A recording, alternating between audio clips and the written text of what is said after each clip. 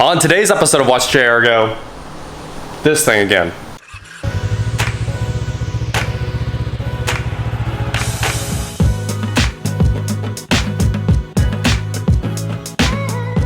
What is going on, guys? I'm WatchJRGo, and today, every single comment on every video is like, Audi, alright, you guys working on the alright, what are you doing with the alright? You weren't.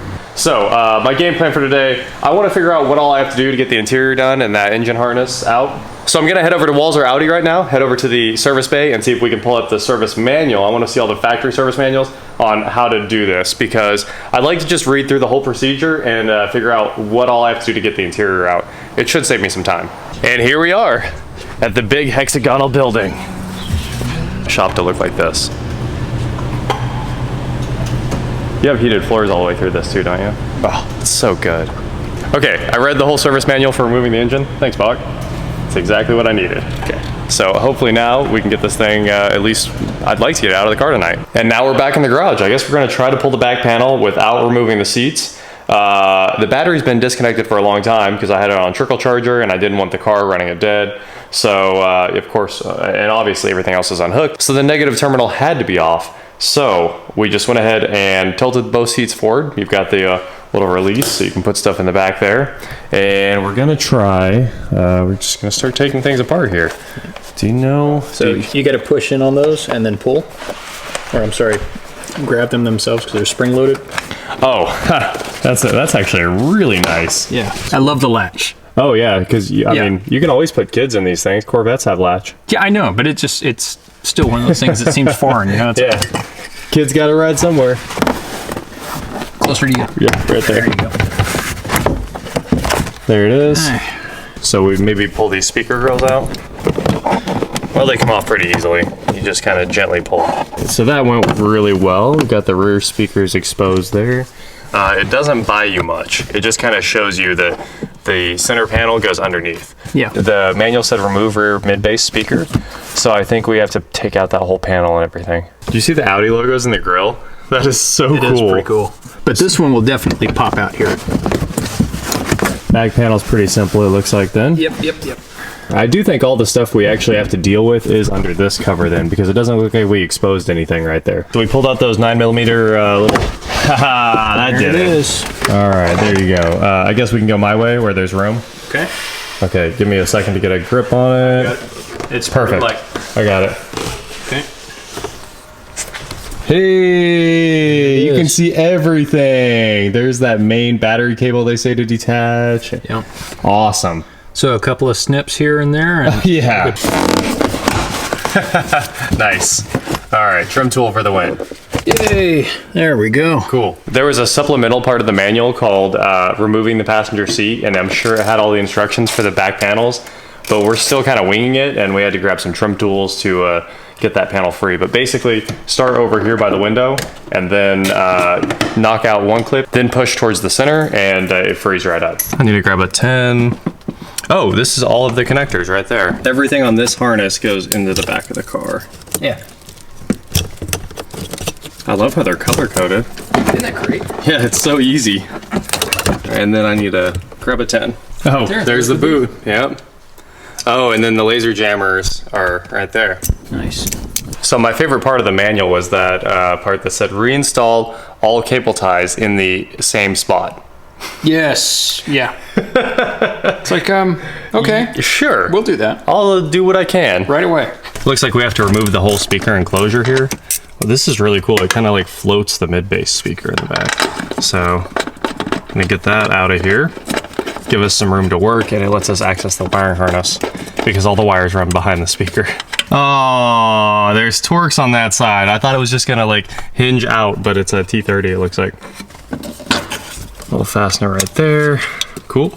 Now I think we have to start cutting zip ties, unfortunately. Let's just make sure we put them all back where we found them first. Replace the zip ties where you found them. It's super fun to work in here.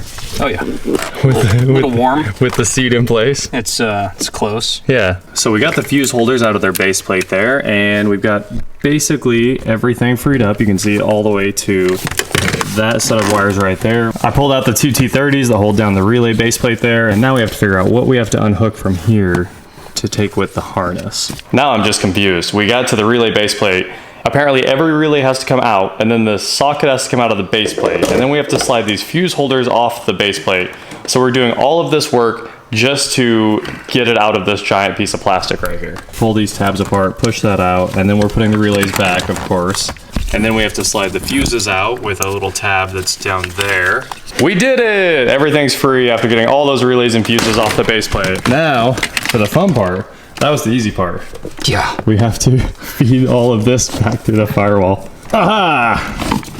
Oh, that hole's huge. Yeah, it does have a nice... it'll fit. It'll fit. All right, that doesn't look bad. Do you want to pull and I'll feed, or? Yeah. Or do you want me to feed and... Well, I don't know.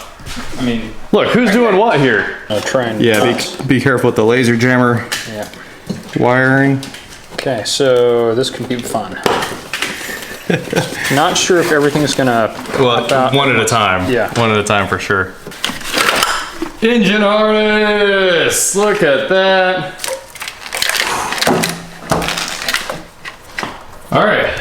Let's swap the engine, JR said. It'll be fun, he said. It's so easy. It only takes a little bit of time. It actually was pretty easy. That wasn't that bad. So now what's left? I'm glad I got the manual.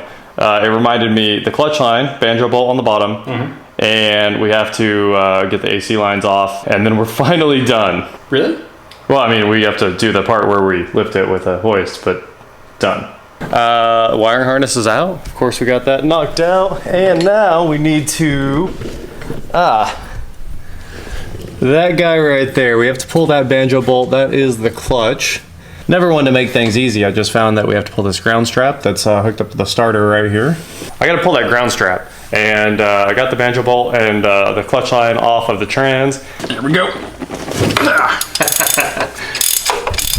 I had to go grab the 1/2-inch ratchet because I was trying that with a 3/8 ratchet. Not nearly enough leverage. That's a huge bolt. There's like an 18 holding that ground strap on the starter there. Yeah, we got a little drip going on there. A little drip. Did it melt through the gloves already? It did. That's too bad. Well, we thought we were going to just use a glove and zip tie it on, and that was going to stop the clutch fluid from leaking, but it is puking clutch fluid. So we need to get that above the reservoir, or we got to do something fast. Oh man, it's finally done. Everything's unhooked. Gabe just broke the refrigeration lines loose, and all the PAG oil dumped on his face.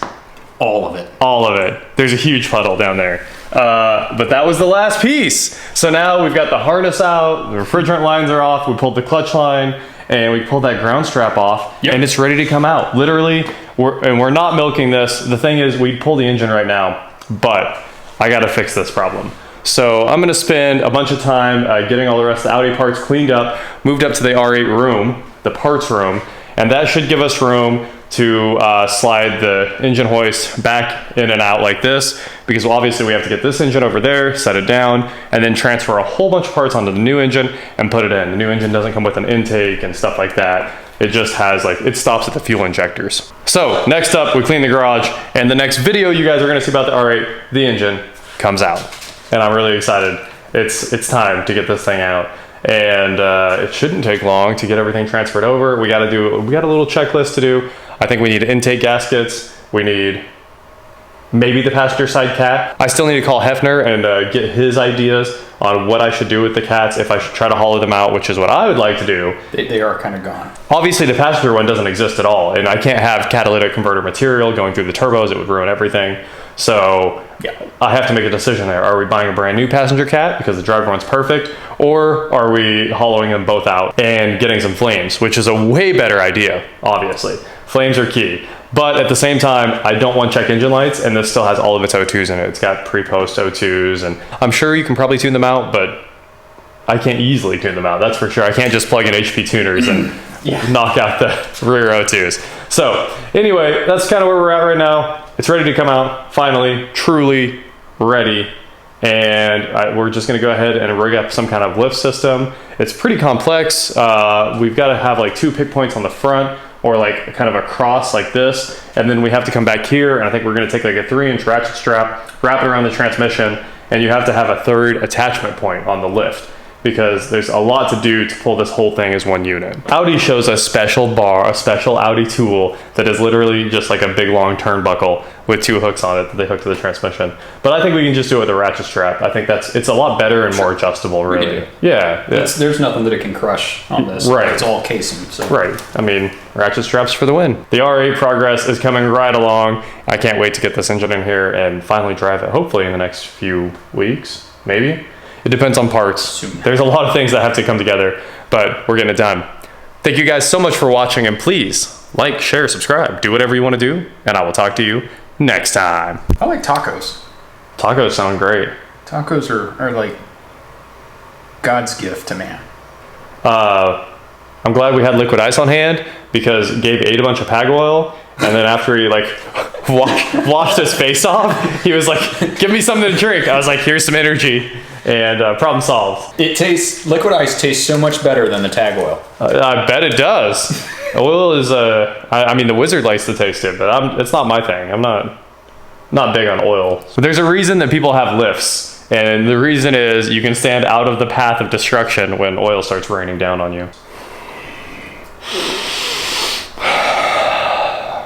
Okay. I ran out of air. Talk too much. Literally. You gotta leave that in. Yeah. I'm deleting that. That was a really solid burst. That was awesome. Yeah.